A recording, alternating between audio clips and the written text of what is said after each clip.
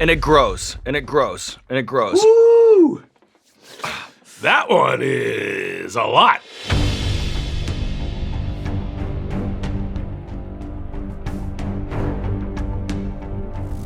Hey, what's going on, everybody? For First We Feast, I'm Sean Evans, and you're watching Hot Ones. It's the show with hot questions and even hotter wings. And today we open up season 17 with Seth Rogen. He's an actor and filmmaker who's been a leading and very busy comedic presence in Hollywood for damn near 20 years. He has a pair of highly anticipated projects on the way, including the Hulu limited series Pam and Tommy, which is set to release on February 2nd, as well as The Boys Presents Diabolical, an animated anthology series set in the universe of the Emmy-nominated hit series The Boys, premiering exclusively on Prime Video March 4th. Seth Rogen, welcome back to the show. Thanks for having me. And then this is now your third time doing Hot Ones. It's rarefied air on this show. What's going through your head as you prepare to dig in? Something you said, I think I was with other people both other times. Charlize and Dominic, yeah. And I think the first time I'm doing 10, so eating 10 hot wings for me is not generally like a big deal. So I guess we'll see how it goes. I'm excited. I'm looking forward to it.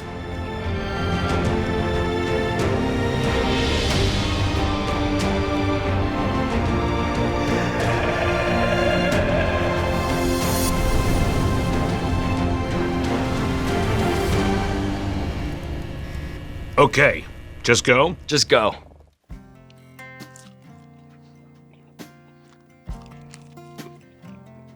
Good. Easy.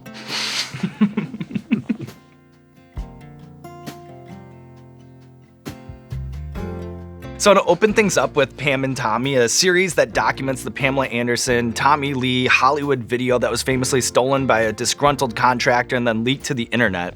How do you quantify the significance of the Pam and Tommy sex tape? Like, could a case be made that an internet show like this might not even exist if not for the tectonic shift that happened after that video napalmed the internet?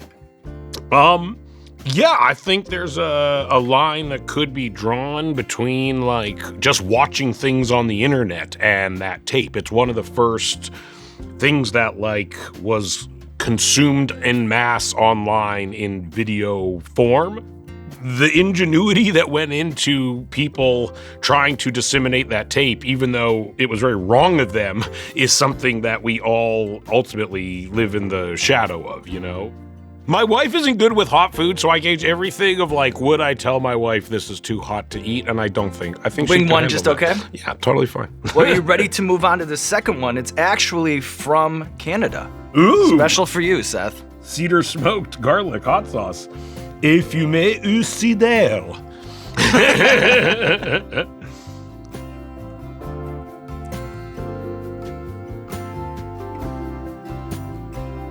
And actually kind of a spicy number 2. You must be familiar with those. That is a spicy number 2, though. It is. I told you. I told you. So as you mentioned up top, you have The Boys Diabolical coming soon to Prime Video. As someone who was once described by GQ as the patron saint of disturbing comics, what sorts of things do you look for in a comic book source material that make you think this would make a good TV show or movie? Something like The Boys was just like it was obvious to us, you know, and it's a funny journey with the comic because, like, me and Evan, my partner, like, we're big fans of Garth Ennis, who wrote the comic. He wrote Preacher as well, and we bought the first issue right when it came out. I remember we were like, oh my God, this would be like such a great movie, like kind of regular people fighting superheroes, you know? And we brought it to Sony and Neil Moritz, the producer, and they were like, yeah, this would make an incredible movie.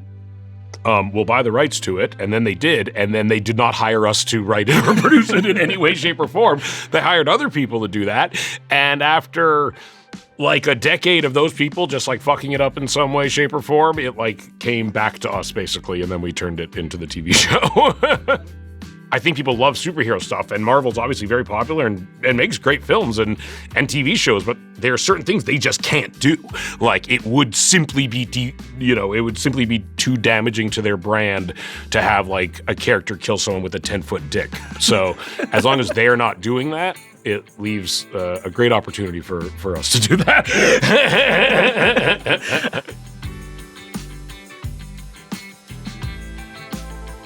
Calabria. Mm-hmm. Ooh, continental. So you've appeared on the Burger Show multiple times, and I know that you're a connoisseur when it comes to the religion of burger, cheese, meat, and bun. Can you explain your theory that thick patties are for dickheads? I just, and I said that, I'd say, before the smash burger craze kind of took over, which was a validating thing to happen in the wake of that statement. But yeah, it went into my throat. I just didn't love, I just don't love these thick patties that started sweeping the nation. And I love a crispy burger, a thin crispy burger. And I would also rather eat more small burgers than one big burger. But my being on that show led me to judge a hamburger competition where over the course of one night, I ate 50 hamburgers for the LA Food and Wine Festival, I think it was. And it was truly one of the greatest days of my entire life. It was wonderful. Well, you're welcome for that. You're welcome for that.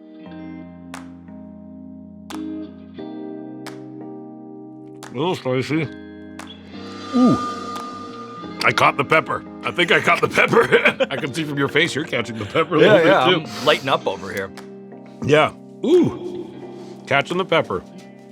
So your preference for making films for a low enough budget that nobody bothers to come and check in on what's going on, it really resonated with us here at this show because that's more or less the history of Hot Ones. Yeah. Why is $25 to $35 million for you the ideal amount of money to make a movie? I mean, that's what it's been, and I'd say that is shifting. I'd say the last few years have they've made it much harder, especially for comedies. We've been lucky in that we've made a few over the last few years, but traditionally, that has been a number that makes us a studio film, but never one of their bigger movies. And they're always off making as we're making blockers, they're making Fast and Furious 8. So it's they're not worried about us because Vin Diesel won't come out of his dressing room and is costing them $10 million a day or some shit like that. So our whole movie is less than Vin Diesel wastes on the average afternoon on a Fast and Furious film. And so as a result of that, they generally leave us alone. Yeah. In your experience of pitching scripts, what have you found to be the most enticing or persuasive selling points to make to a studio? To a studio, if it's easy. A movie like Neighbors, that sold very easily. It's we're a couple with a new baby, we miss partying, we live next to a fraternity house. You don't have to be a genius to see how that would be a broad appeal, you know what I mean? But even something like Sausage Party, no one wanted to make, and Superbad no one wanted to make, Pineapple Express no one wanted to make. So what's nice is now that it's now we can make a Teenage Mutant Ninja Turtles movie, but we're also trying to make insane things that no one wants to touch. And it's nice that we can kind of work in both worlds a little bit,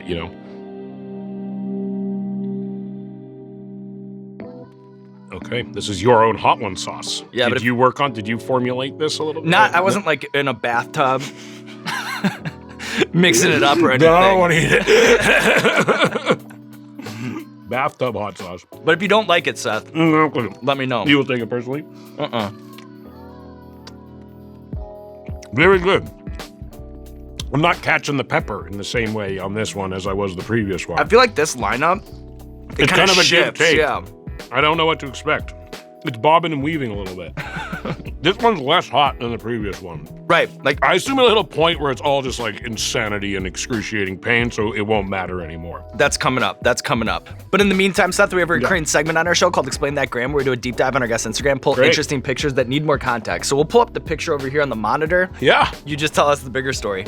How big a thrill was it for you to share a performance of Young, Wild, and Free with Snoop Dogg at Hilarity for Charity? Yeah, this was Hilarity for Charity, which is Alzheimer's organization that me and my wife and some friends founded. And one year Snoop Dogg was the headliner.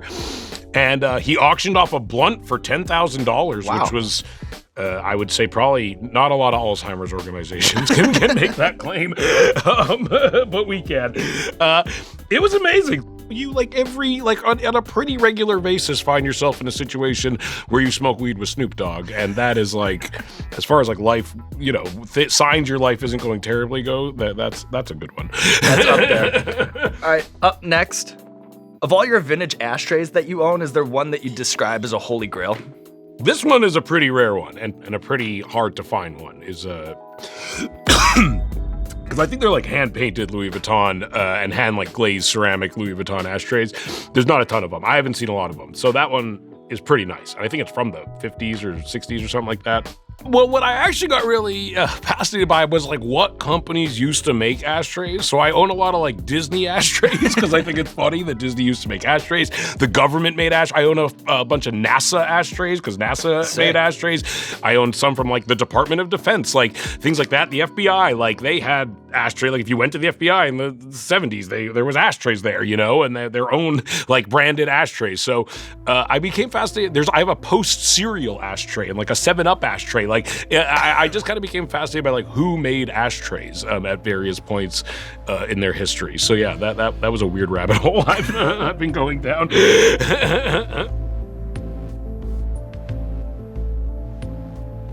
Coco Ghost. Okay.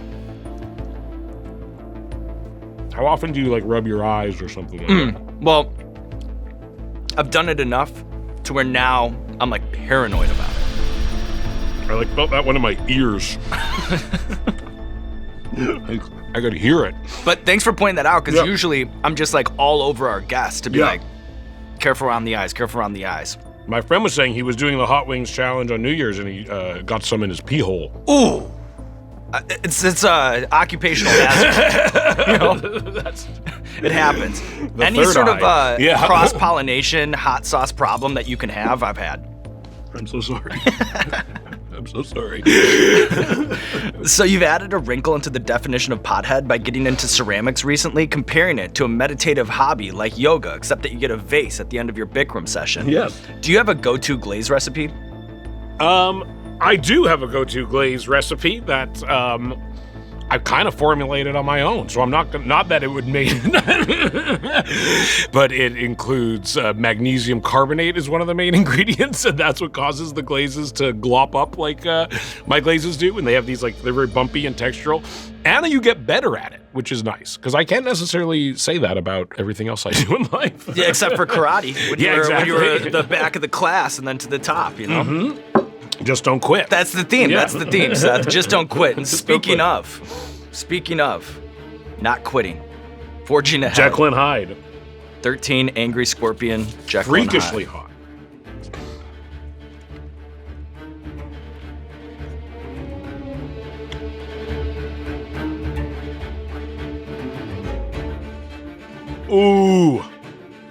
Ooh. But going back in. I mean, you gotta finish them, right? Can't stop, won't stop. My head is starting to sweat. Oh yeah, I can see out of somewhere weird. I can't definitively say sweat has ever come from that part, or it might be a tear. I don't know if it's sweat or a tear. Liquid is coming from my head, and I'm afraid to wipe it away because of my hands. Is it true that the roller coaster montage in Knocked Up was one of the most difficult to shoot because Jay Baruchel has a fear of roller coasters? Also, they make you puke? Yes. That day was fucked up. And I think it's in the movie. Jay's having like a full-on panic attack. Yeah, he's not acting. No, he's not acting. He's like, get me out of this fucking thing. And then the rest of us had to ride it like fucking 10 more times or some shit like that. And we're doing the fucking falling thing. Jay was like having a nervous breakdown. Like Jason was on oxygen. I was like half passed out, half vomiting on Dramamine all day. So yeah. Is it true that one of the seminal scenes of 50-50, where Joseph Gordon-Levitt's character Adam is shaving his head, that was improvised? You guys were improvising the characters as the cameras were still rolling? Yes, that was high stakes improv. Yeah, I'd say in the pantheon of head shaving scenes. G.I. Jane, Empire Records, 50-50. Put it on the Mount Rushmore. Oh no. My own saliva just betrayed me.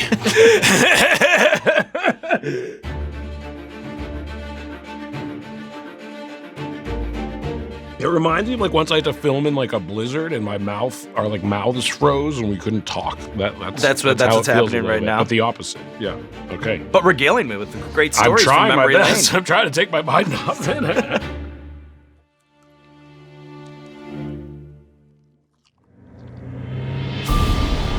Yeah.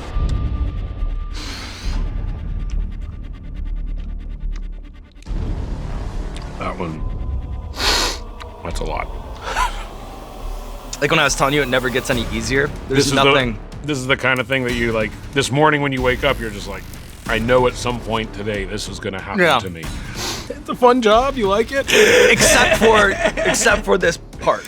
Yeah. You know, they all have their pitfalls, and it grows, and it grows, and it grows. That one is a lot. I'm like sweating and I'm afraid to take off my glasses because I'm like afraid even of like the proximity of my my head to my head, my head to my I can't talk. So, I know that you're a student of comedy film, and you mark one of your favorites is The Last Detail, the 1973 Hal Ashby directed film starring Jack Nicholson. Yeah. What did you mean by it's always about the joke, it's never about the camera moves? I think for comedy, and it's something I grapple with a lot, is that like, you know, I think as a filmmaker, when you make things, your instinct is to make them look fancy. And I think the conundrum is at times for comedy, the less fancy it looks, the funnier it is. And the more simple it is, the funnier it is. That was a close call when I just did there. I'm watching it. I got you, dangerous. Seth. I got you. And so South Park should never be able to be as funny as like a Pixar movie because it doesn't look as good. But that's not how it is. Like, a thing doesn't need to look good to be very funny. And at times, honestly, like the worse by some conventional standards a thing looks, the funnier it is. I'm dying. My lips are burning. Me too. My lips were like a little chap all day today, and I was like, oh no, that's going to be such a bummer later. I feel like I have like an inch of standing water in my left eye. But I can't wipe it.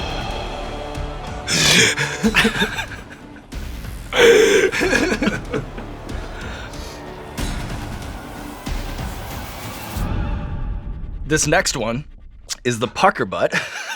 Great. That's what you're secretly thinking whenever you're eating this stuff, is how will this make my ass feel? And the pucker butt brand was bold enough to be like, we'll fucking tell you. It'll make your asshole really hurt.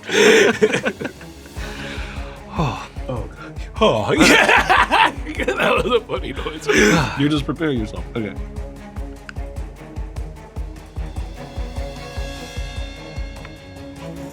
Okay. Very hot. But after the last one... Still very hot, though. Yeah. This one's making my gums hurt. It keeps running new parts of my mouth to make hurt. I keep being like, that's the whole mouth. But no. Checking all the boxes. So one of your first big breaks was a writing job on the Ali G show, and recently that you tweeted that Sacha Baron Cohen is the only person I know who truly risks his life for his art. During your time on the show, do you ever recall an instance of being worried about his well-being during a shoot? Yes. Lots of times. We went to spring break, kind of messing with really drunk, aggro frat guys. There was a point where Sasha had to, like, run away.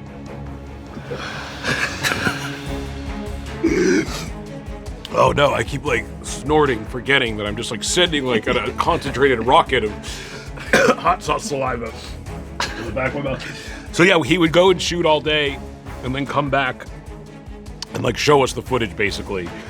I remember that was one where like he was almost getting killed and he ran away, but he was wearing his mic and so you could still hear him, and he stayed in character the whole time. And he was Bruno. And the whole time he's like, they're gonna kill me, and he's like hiding in a shop. He's like, sorry, and you hear him like talking to the shop owner, like asking if he could hide, and he never broke character the entire time, but he like was legitimately running out of fear for his well-being. Speaking of fear, it's time for the final sauce. And going into Sauce 10, we'll be joined by a very special guest. Evan. Does he have his own wing? Way to blow the surprise. Sorry, you can edit it out. You control this footage.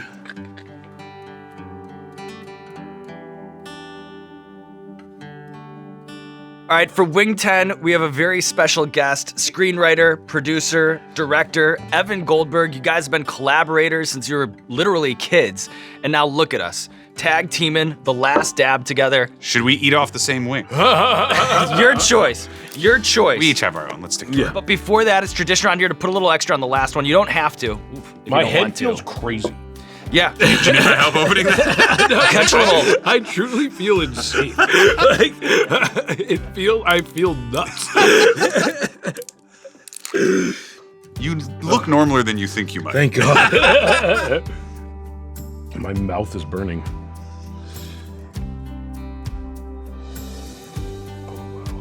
I'm literally thinking, like, do I have any other things I'm supposed to do today? Because I don't think I can do them. We're writing a book together. Oh, yeah, that's right. Nothing better to prime your mind. It'll shake the ideas loose over here. Cheers, guys. Cheers.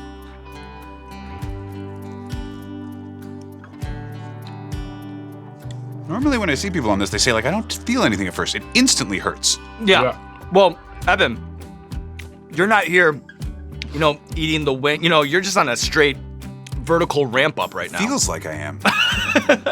Ooh, it hurts my lips real bad. The lip pain is by far the worst part. I'm sweating so much my glasses are like sliding down my head. But so careful with the hand work over there, Seth. It is beautiful to watch, a sight to behold. This tastes great. I am into this. I need to soak my lips in the milk. I need to eat more of this. Evan, we got a bottle for you to go. We've got a bottle for you to go. This was a great quick visit. I'm so happy right now. And congratulations to the both of you conquering the wings of death today. Maybe this is a surprise to Seth, but at this point, I'm gonna turn the show over to Evan to ask Seth a question that only a close childhood friend could know. An intimate Wing 10 conclusion to the season 17 premiere of Hot Ones. Okay. Here's what I got. Okay. Seth has done many brave things on camera, off camera. You've been a brave partner in our business endeavors. That's nice. But there was a time in 10th grade when you did one of the least brave things I've ever seen someone do. Oh, no. It was in Tawasin.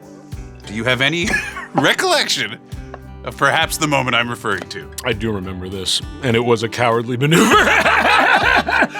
And it was something that if you were my friend, I would always look at me a little differently after this. It took like a decade, but I'm over it.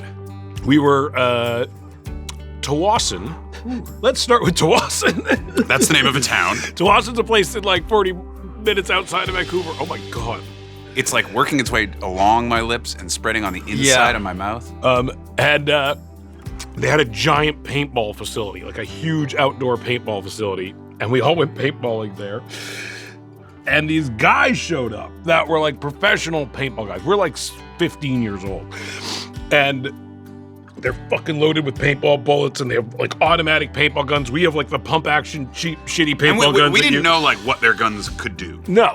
And they right away, from my memory, just like fucking unload like a torrent of like automatic. Like a chain gun kind of deal. And I run off into the woods as literally all my friends get annihilated. Yeah, as these men, like I got shot 25 times in the back. Then you must have been alone in the woods. From my memory, I was like, we did it, guys, we got away. I looked back and I was all alone. And I was like, oh no. And like we all got hurt. Like I was covered in welts. Oh yeah, they were like bleeding, and then I came back, and everyone was really pissed at me. And they were like, "What did you like? You fucking cowards! We were a front, and you bailed on all of us." It's been uphill from since then. I had to earn back their trust. Well, you know what? That's good to know. And Evan, I hope that this was cathartic for you to hear that story from eating Seth. Away at me just like this heat is eating my gum line. Oh, it is. It feels like it worked into my teeth. But you know what? You made it through, Seth. Evan, you made it through. You reached the finish line, conquered the wings of death now for the third time.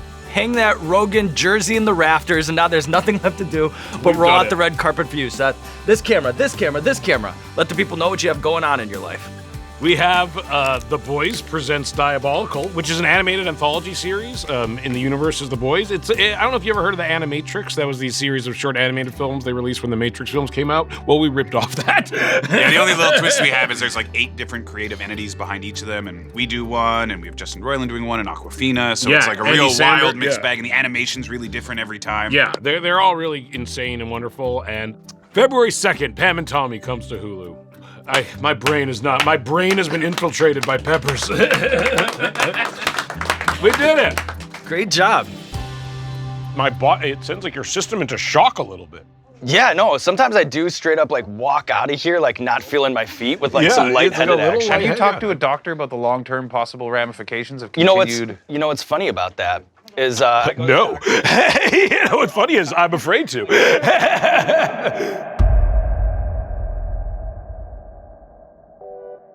Hey Spice Lords, what's going on? Camera Guy Bill here. Hope you enjoyed that episode of Hot Ones. Keep telling us your favorite moments, quotes, and episodes in the comments below, and let us know who you want to see on Hot Ones. Camera Guy Bill, perhaps? And don't forget to smash that subscribe button and like the video to stay up to date to the latest and greatest Hot Ones news in 2022. There are a lot of exciting things coming and you don't want to miss it. This is Camera Guy Bill here saying it's good to be Camera Guy Bill.